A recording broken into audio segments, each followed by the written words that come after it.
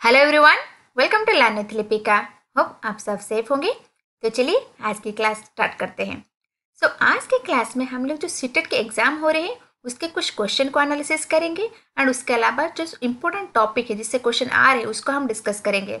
आज you know इस बार online exams हो रहे हैं, क्वेश्चन को याद रखना पॉसिबल नहीं हो रहा है। तो हम क्या करेंगे, टॉपिक को जानेंगे क्योंकि उसी टॉपिक से क्वेश्चन आ रहे हैं। अगर आप उस टॉपिक को थोड़ली क्लियर होंगे उससे जो भी क्वेश्चन आएंगे आप आसानी से सॉल्व कर पाओगे।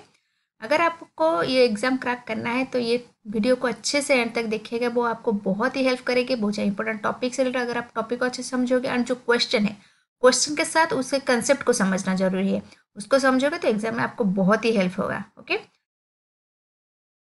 स्टार्ट करने से पहले अगर अभी तक आपने इस चैनल को सब्सक्राइब नहीं किया है देन नीचे दिए गए रेड कलर की सब्सक्राइब बटन को क्लिक कीजिए एंड बेल आइकन का जो ऑल ऑप्शन है उसे क्लिक कीजिए ताकि चैनल की हर नोटिफिकेशन आपके पास पहुंचे जो आपको हेल्प करे अपने एग्जाम को क्रैक करने में। ओके, तो चलिए फटाफट से स्टार्ट करते हैं।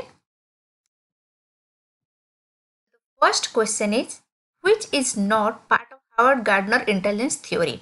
ये जो क्वेश्चन है ये गार्डनर की थ्योरी से है। आप सबको पता होगा गार्डनर ने मल्टीपल इंटेलिजेंस के बारे में दिया था। तो इनमें से किसके बारे में उन्होंने बताया नहीं था, जैसे naturalistic, creative intelligence, bodily kinesthetic and spatial intelligence. बताइए क्या होगा आंसर।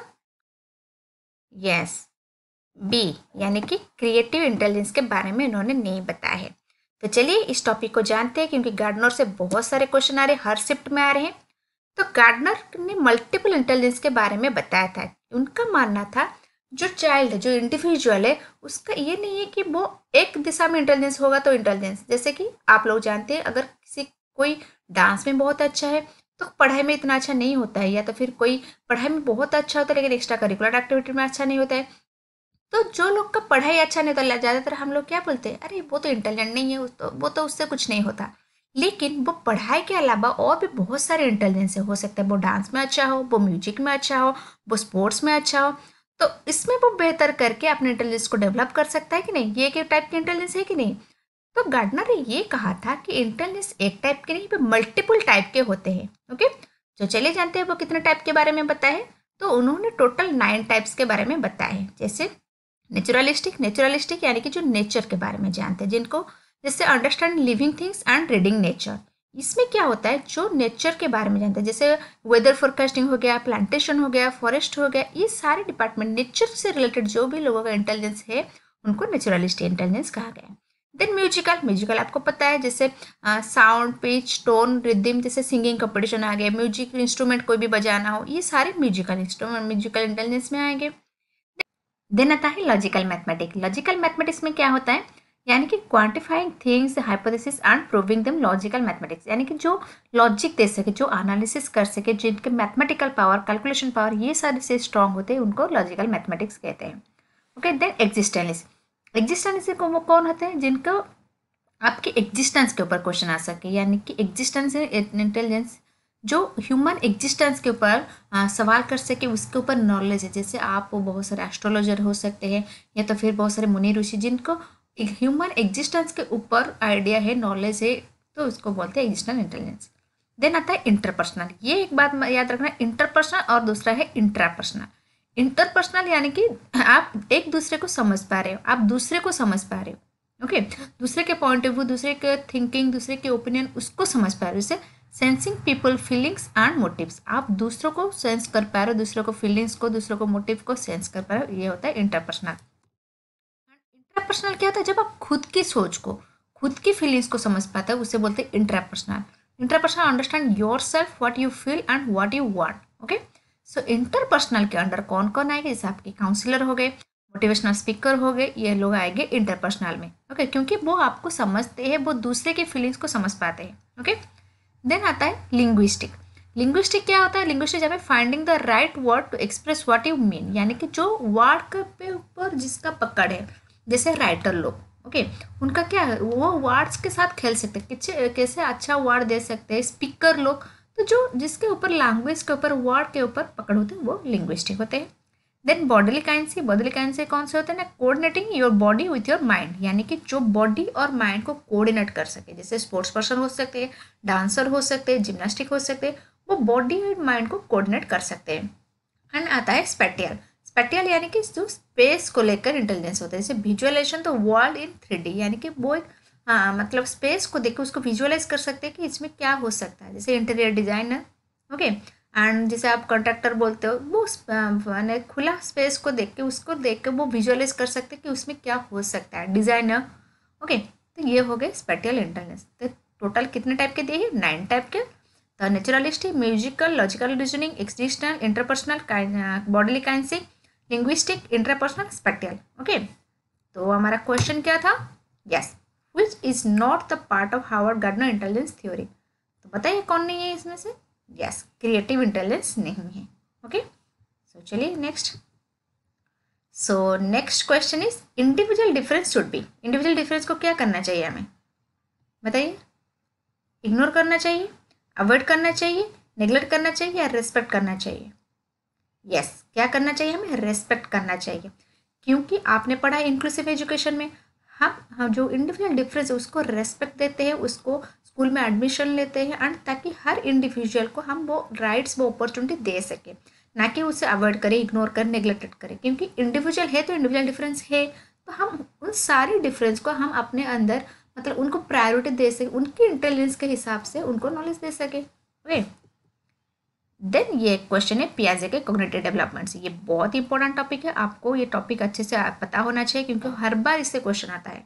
ओके, सो यहाँ पे क्या दिया है? Pre operational stage child law. Pre operational stage में चाइल्ड क्या जानता है? रिवर्सिबिलिटी और कंजर्वेटिव और प्ले। और फोर्थ ऑप्शन क्या था वो शायद कोई याद नहीं था, तो मैंने 3 ऑप्शन दिया है। Yes, play. यहाँ पे क्या होता है? प्री ऑपरेशनल यानी कि 2 to 7 ईयर केस, ये इसमें क्या होता है? प्ले एज होता है। एंड जो रिवर्सिबिलिटी एंड कंजर्वेटिव ये किस में आता है? यस, ये आता है कंक्रीट ऑपरेशनल स्टेज में। सो पियाजे ने टोटल 4 स्टेज के बारे में बताया था, पियाजे के cognitive development stage. First stage is sensory motor, जो 0 से 2 ईयर तक होती है, 0 यानी कि बर्थ से लेकर। Then pre operational 2 to 7 year, concrete operational 7 to 11 year, and formal operation 11+ यानी कि एडोलसेंस एज होती है। सो क्वेश्चन यहाँ पे आया है कि इस स्टेज में, सेकेंड स्टेज में कौन सा मतलब डेवलप होता है, जिससे प्लेस होता है। जो कंजर्वेटिव एंड रिवर्सिबिलिटी ये आता है कंक्रीट ऑपरेशनल में। याद रखना, रिवर्सिबिलिटी आता है कंक्रीट ऑपरेशनल, अगर पूछे इरिवर्सिबिलिटी देन वो प्री ऑपरेशनल में आ जाएगा। ओके, तो अगर ऑब्जेक्ट परमानेंस दिया होगा तो सेंसरी मोटर, अगर हाइपोथेटिक और डिडक्टिव रीजनिंग दिया होगा तो फॉर्मल ऑपरेशनल। ओके, इस टॉपिक को अच्छे से देख लेना, इससे रिलेटेड मैंने वीडियो ऑलरेडी बनाया है और कुछ MCQs भी सॉल्व किए, आप चैनल पे जाके उस वीडियो को देख लेना, ये बहुत ही इंपॉर्टेंट टॉपिक है। Okay, so next question is zone of proximal development यानी कि ZPD, इसके बारे में किसने बताया था? वाइगस्के, पियाजे, कोलबर्ग और गार्डनर। बताइए, ये बहुत आसान क्वेश्चन है। सो ZPG यानी कि जोनल ऑफ प्रॉक्सिमल डेवलपमेंट के बारे में किसने बताया था? वाइगस्के ने बताया था। ओके, सो चलिए जानते हैं जोनल ऑफ प्रॉक्सिमल डेवलपमेंट क्या है। जैसे मैंने अभी बताया, आप क्वेश्चन के थ्रू टॉपिक को जानिए, क्योंकि स्टूडेंट्स को क्वेश्चन एज इट इज याद नहीं रहते, हम कुछ तोड़ मोड़ के समझ सकते कि इससे रिलेटेड क्वेश्चन आया था। ओके, जैसे अभी आप इस डायग्राम में देख रहे हैं, व्हाट आई कैन डू और what I can do with help, यानी कि क्या मैं कर सकता हूँ, क्या मैं किसी की मदद से कर सकता है। जैसे हमारे पास होता है ना, मैं खुद कुछ कर सकती हूँ, अगर दूसरा कोई मुझे थोड़ा सा भी हेल्प दे दे तो मैं क्या करता हूँ और अच्छा कर सकता हूँ, ये होता है कि नहीं। सो इन दोनों में जो गैप है, यानी कि जो मैं कर सकता हूँ खुद पे खुद एंड जो मैं दूसरे की मदद से कर सकता हूँ, इनमें जो गैप है उसी डिफरेंस को हम जोनल ऑफ प्रॉक्सिमल डेवलपमेंट कहते हैं। हो समझ में आ गया? तो क्या होगा, जो हमारे जो डिफरेंस होते हैं, यानी कि what can I do and what I can do with the help, यानी कि मैं खुद क्या कर सकती हूँ एंड क्या मैं दूसरे के हेल्प से क्या कर सकती हूँ। अगर आप दूसरों के हेल्प मिल सकते हैं, आप ज़्यादा अच्छे कर सकते हो कि नहीं। तो वैसे इन दोनों के बीच जो डिफरेंस है उसी को हम बोलते हैं जोनल ऑफ प्रॉक्सिमल डेवलपमेंट यानी कि ZPD। इसको वाइगस्के ने दिया था। Okay, so next, the name of the theory of Vygotsky. ये सबसे आसान क्वेश्चन है एंड बच्चे क्या करते हैं, इसको ही इग्नोर कर लेते हैं। थ्योरी तो पढ़ लेते हैं, थ्योरी समझ भी लेते हैं, लेकिन थ्योरी का नाम क्या था ये याद नहीं रहता है। एंड इस बार एग्जाम में ये क्वेश्चन आया था कि वाइगस्के की थ्योरी का नाम क्या था, बताइए। सोशियो कल्चरल थ्योरी, यानी कि वाइगस्के हमेशा सोसाइटी एंड कल्चर को इम्पोर्टेंस देते थे एंड मोरल डेवलपमेंट कोहलबर्ग की थी, जो हमारे पियाजे दे थे उन्होंने दिए थे कॉग्निटिव डेवलपमेंट। ओके, सो स्काफ फोल्डिंग, ये इससे रिलेटेड क्वेश्चन आया था। स्काफ फोल्डिंग क्या है? स्काफ फोल्डिंग किसने दिया है? यस, इसका भी वाइगोत्स्की ने दिया है। इसमें क्या है, स्काफोल्डिंग यानी कि टेम्पररी हेल्प। अगर कोई इंसान आपको कोई हेल्प कर रहा है उससे बोलते हैं स्काफोल्डिंग। लेकिन जेकपीटी क्या है जो उसके बीच के डिफरेंस को, ओके, यानी कि अगर आप खुद पे कुछ प्रॉब्लम सॉल्व नहीं कर पा रहे हो, जैसे आप साइकिल चला रहे हो, आप क्या करते हो, पहले खुद पे खुद सीखते हो, लेकिन उसके बाद जब कोई आपको हेल्प करता है, थोड़ी देर के लिए आपके साथ चलता है, उस आपको मतलब साइकिल के बिठा के आपको चलाता है, उसके बाद वो छोड़ देता है, आप खुद पे खुद चलने लगते हो उसके बाद। तो ये जो हेल्प होते हैं, जो मोर नॉलेजेबल पर्सन यानी कि MKO जो आपको देते हैं ज्ञान, उसको हम बोलते हैं कि स्कैफोल्डिंग। ओके, तो समझ में आ गया। स्कैफोल्डिंग को किसने दिया था, वाइगोत्स्की ने दिया था। तो स्कैफोल्डिंग है क्या, ये एक टेम्पररी हेल्प है। समझ में आ गया। ओके, तो चलिए नेक्स्ट क्वेश्चन को। नेक्स्ट क्वेश्चन क्या है ना, generally remedial education is organize for those children हुआ। जो रिमेडियल एजुकेशन है वो कौन से चिल्ड्रन को दिया जाता है, जैसे mentally retarded, physically handicap, talented और एजुकेशनली बैकवर्ड। किसको दिया जाता है जो रिमेडियल एजुकेशन होती है। यस, आप एजुकेशन टर्म से क्वेश्चन आता है कि रिमेडियल एजुकेशन देने के लिए आपको कौन से टेस्ट की जरूरत है। तो ये याद रखिएगा, आपको डायग्नोसिस टेस्ट की जरूरत होती है। आप क्या करोगे, डायग्नोस्टिक के माध्यम से आप जान पाओगे कि कौन से बच्चे में क्या प्रॉब्लम है। जैसे इंडिविजुअल डिफरेंस है तो आप उस डिफरेंस को आइडेंटिफाई करोगे, उसके बाद आप क्या दोगे, रिमेडियल एजुकेशन दोगे, यानी कि जिसकी जो प्रॉब्लम होगी उसी के रिलेटेड आपको एजुकेशन देना है। सो ये क्या है, एजुकेशनल बैकवर्ड स्टूडेंट्स को रिमेडियल एजुकेशन दिया जाता है। ओके, तो चलिए नेक्स्ट।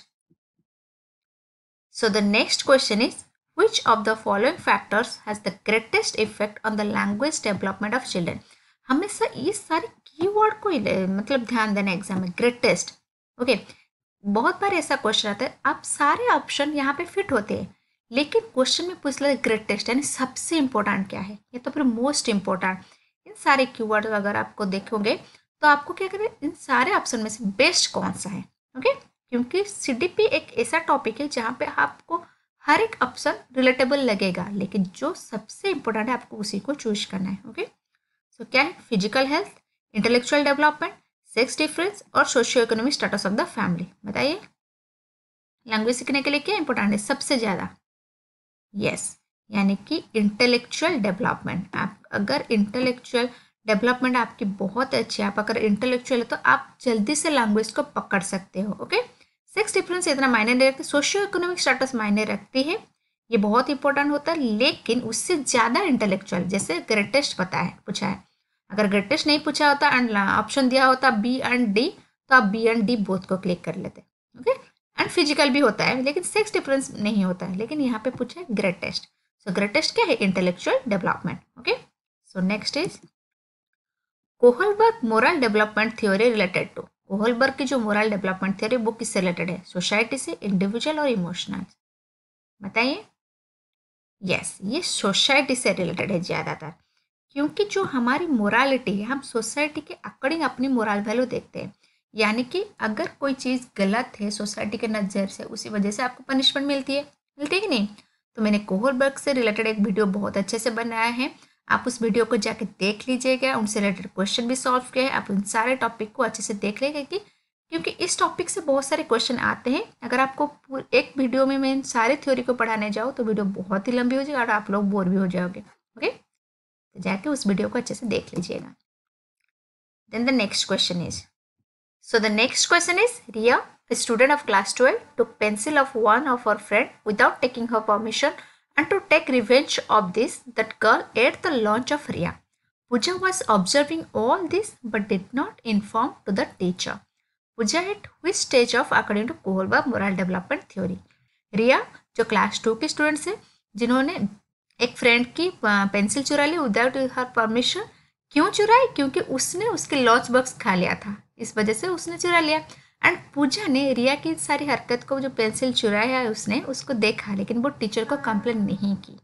क्यों नहीं की, वो मोरल डेवलपमेंट के अकॉर्डिंग कौन सी स्टेज में, जो कोहलबर्ग की मोरल डेवलपमेंट उसके अकॉर्डिंग कौन सी स्टेज है, बताइए।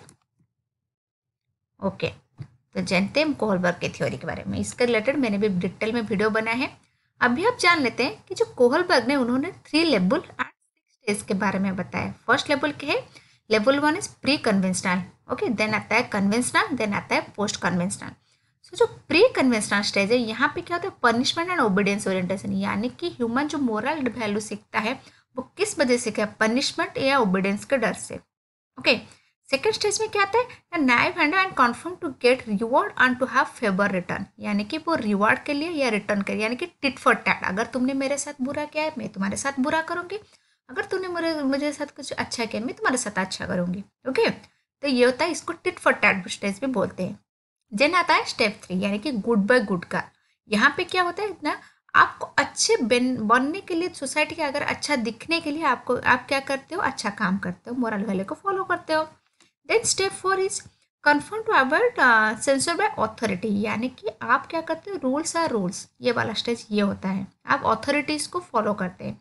देन 5 आता है confirm maintain communities emphasis on individual right, यहाँ पे आप कम्युनिटी वैल्यू को फॉलो करते हैं लेकिन इंडिविजुअल राइट को भी प्रायोरिटी देते हो। अगर आपको लगे कि ये जो रूल है ये इंडिविजुअल राइट को वायोलेट कर रहा है, तभी आप क्या करोगे, वो रूल को तोड़ दोगे।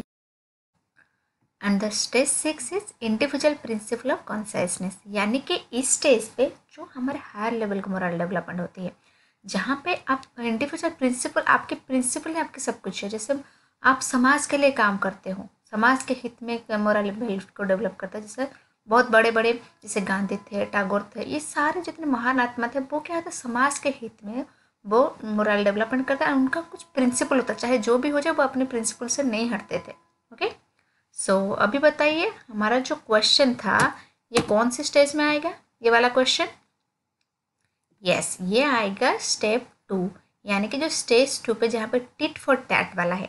क्योंकि पूजा ने क्यों नहीं बताया, क्योंकि पूजा को लगा कि रिया ने जो किया है वो सही किया है, क्योंकि जो जिससे वो टिफिन चुरा, मतलब वो जिससे वो पेंसिल लेके आई है उसने क्या करा, उसने तो उसका टिफिन ले लिया था, तो रिया ने क्या गलत किया। तो इस वजह से ये आएगा हमारा स्टेप 2, यानी कि टिट फॉर टैट का जो स्टेज होता है।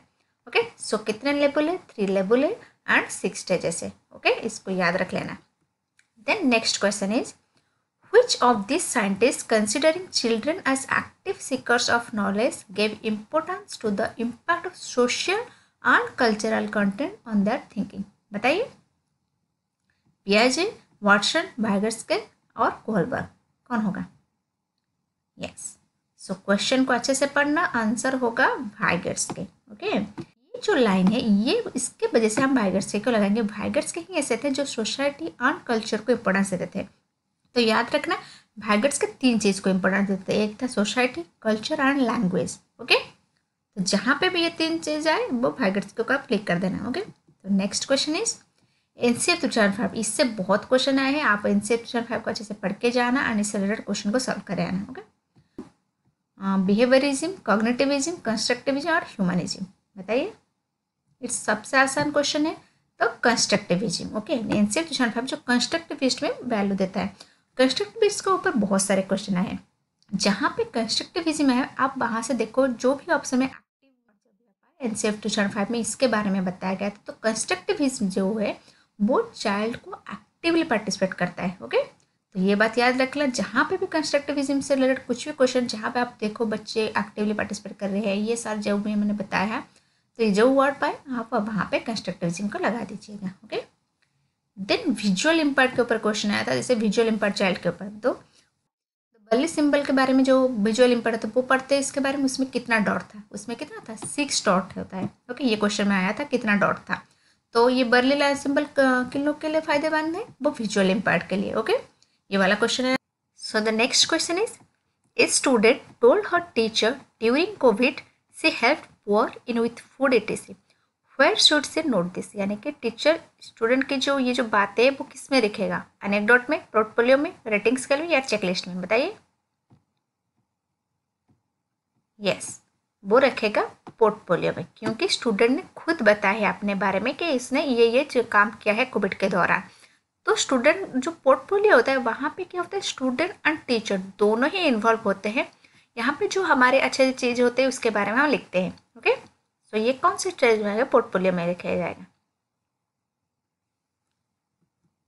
द नेक्स्ट क्वेश्चन है इन ए पोर्टफोलियो, पोर्टफोलियो में कौन कौन पार्टिसिपेट करते हैं, जैसे only teacher is involve, only student is involve, both teacher and students are involve.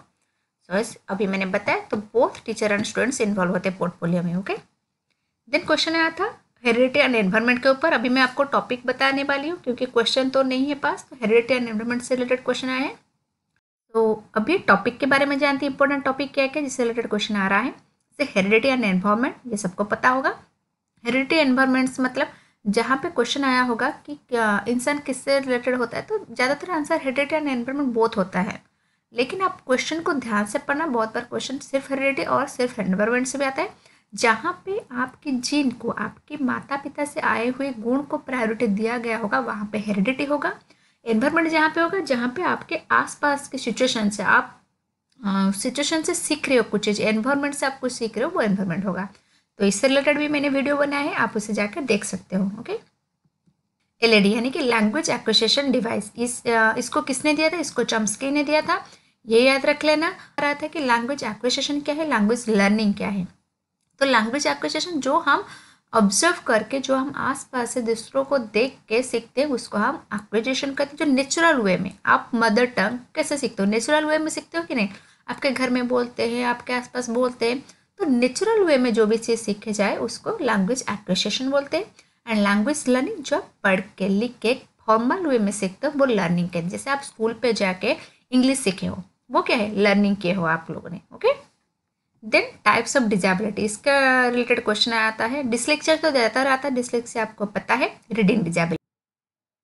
So the next question is NCF 2005 derive its understanding from behaviourism, cognitivism, constructivism और humanism. Yes, answer is constructivism. यानी कि NCF 2005 believe करता है जो बच्चे हैं वो actively participate कर सके, वो अपना नॉलेज खुद कंस्ट्रक्ट कर सके। ओके, तो जहाँ पे ये वाला आ जाए, जैसे कंस्ट्रक्टिविज्म, ये आंसर हो जाएगा। बिहेवियरिस्ट क्या बोलते थे कि वो पैसिवली मतलब पार्टिसिपेट करते हैं, जैसे रोट लर्निंग। लेकिन जो कंस्ट्रक्टिविज्म वो एक्टिवली मतलब एक्टिविटी के थ्रू लर्न करने के बारे में बताता है। जैसे जहाँ पे बहुत सारे सीडीपी में ऐसे क्वेश्चन आता है, आप जहाँ पे देखो कंस्ट्रक्टिव वे में जा रहे हैं आंसर, तो आप उसी को आंसर चूज करना। कंस्ट्रक्टिव क्या है?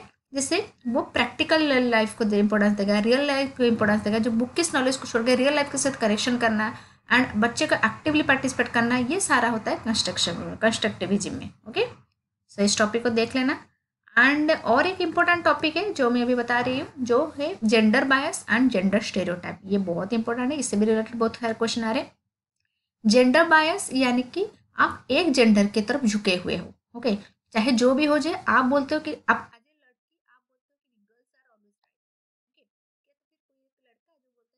Boys are always right. इसका मतलब आप देखते नहीं हो, आप बायस्ड हो।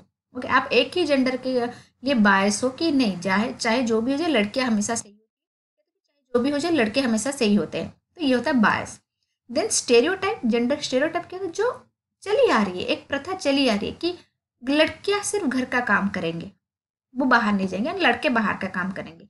ये क्या हुआ? ये हुआ स्टेरियोटाइप, यानी कि वो चली आ रही है एक गलत सोच जो चली आ रही है। ओके, इसको बोलते हैं स्टेरियोटाइप। ओके, तो ये वाला क्वेश्चन हमेशा आपका प्रैक्टिकल वे में आएगा, वो अप्लाई लेवल में, तो आप इसे समझोगे कि ये किससे पूछ रहा है। ओके, सो नेक्स्ट, जैसे 100 को वर्स पढ़ेगा, वर्स को 100 पढ़ेगा, या तो वो उल्टा पुल्टा, उसको जो रीडिंग में फ्लुएंसी नहीं होगी, वो वर्ड को ठीक से समझ नहीं पाएगा। जैसे आपने देखा था तारे ज़मीन पर, तो तारे ज़मीन पे जो बच्चा था उसको डिसलेक्सिया थी, वो रीडिंग में उसको प्रॉब्लम होती थी, रीडिंग डिजेबिलिटी। याद रखना। राइटिंग डिजेबिलिटी क्या है? डिस्ग्राफिया, जहाँ पे राइटिंग से रिलेटेड डिजेबिलिटी होती है। देन जहाँ पे कैलकुलेशन या मैथ से रिलेटेड प्रॉब्लम होती है, डिजेबिलिटी होती है, उसको डिसकैलकुलिया बोलते हैं। देन लैंग्वेज डिजेबिलिटी, डिस्फेशिया या अफाशिया, इन दोनों में से जो भी ऑप्शन में होगा आप क्लिक करेंगे। तो नेक्स्ट क्या है? डिस्मॉर्फिया और डिस्प्रैक्सिया। यहाँ पे क्या होता है ना, आप अपनी परसिवरेंस, आपके अपने अपीयरेंस, अपने लुक को लेकर ज़्यादा ही कंसर्न होते हो। यानी कि आपको लगने लगता नहीं नहीं, मैं तो अच्छी नहीं दिखती हूँ, मैं अच्छा नहीं दिखता हूँ, मेरे ये खराब है, मेरे वो खराब है, वो आप खुद के लुक को लेकर ज़्यादा ही मतलब इनसिक्योर फील करते हो। ओके, ये एक मतलब आप खुद को कॉन्फिडेंस नहीं फील करते हो, तो इनसिक्योर फील करते हो, आपको लगता है कि नहीं नहीं मेरे अंदर ही सारी बुराई है। तो ये डिस्मॉर्फिया और डिस्प्रैक्सिया होते हैं। सो याद रखना, reading disability dyslexia, writing disability dysgraphia, and calculation disability dyscalculia, language disability dysphasia और अफेशिया, एंड जो परसिवनेंस ऑफ लो अपीयरेंस से रिलेटेड डिस्मॉर्फिया और dyspraxia. Hope, thank you. Hope आप सबको, सो थैंक यू। ये था आज का वीडियो। होप आप सबको पसंद आया होगा, जहाँ पे हमने बहुत सारे इंपॉर्टेंट क्वेश्चंस और इंपॉर्टेंट टॉपिक को अच्छे से समझाया है। तो आप इस सारे टॉपिक को, इन सारे क्वेश्चंस को अच्छे से थॉरो होके जाओगे एंड जो भी क्वेश्चन आएगा आप अच्छे से कर पाओगे। जो भी मैंने की टर्म बताए इन सबको ढूंढना, जैसे कंस्ट्रक्टिव के बारे में बताया। And all the best. Hope आप सबका एग्ज़ाम बहुत ही अच्छा होगा, आप सबका सीटेट क्लियर हो जाएगा। एंड अभी तक आपने अगर इस चैनल को सब्सक्राइब नहीं किया है देन प्लीज़ सब्सक्राइब कर दीजिए, साथ में बेल आइकन भी दबा दीजिए एंड अपने फ्रेंड्स ग्रुप में शेयर कर दीजिएगा।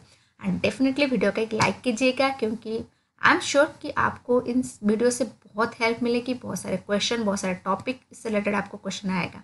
Okay, so all the best. Hope आप सबका एग्ज़ाम बहुत ही अच्छा हो।